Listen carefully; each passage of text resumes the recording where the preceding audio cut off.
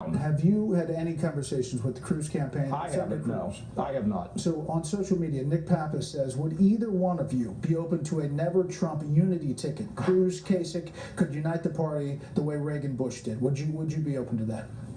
Look, at this point, what I'm trying to tell you, Brett, is I'm running because I think the country needs the leadership that I can provide. I don't know what else can I say to you? I got you. Let me ask you this. Let me just say one other thing.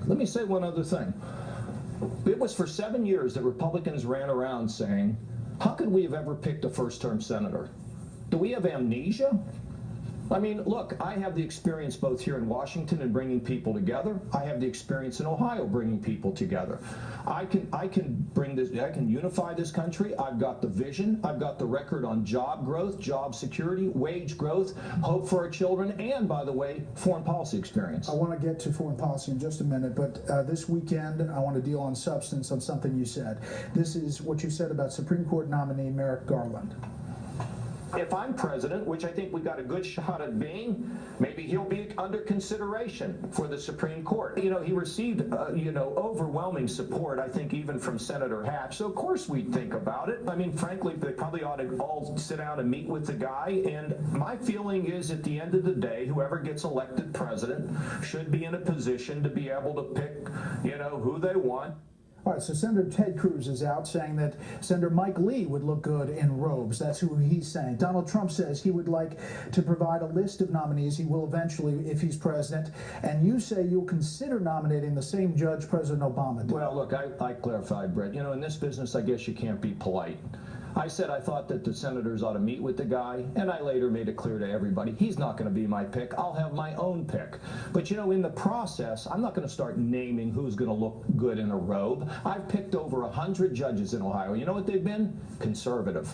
And you know what? I've been picked a Supreme Court justice, and you know how she's been? Terrific. So you have a long process where you get people together and you look at credentials. It tells you a lesson. Don't be polite to people in this business. But you know what? I think I'll continue to be polite, but I'm not going to pick him. He's the president's pick. He's not going to be mine. The president is in Cuba today. Mm-hmm. Your reaction to that and these images coming out of Havana? Well, I mean, I don't know that he'd even landed before they started blasting him and criticizing the United States and demanding we take down the embargo. I'm not for that. I mean, they arrested a bunch of people before the president even got there. It's not acceptable to me. See, I think sometimes in this country, in this administration, we treated our enemies better than we've treated our friends.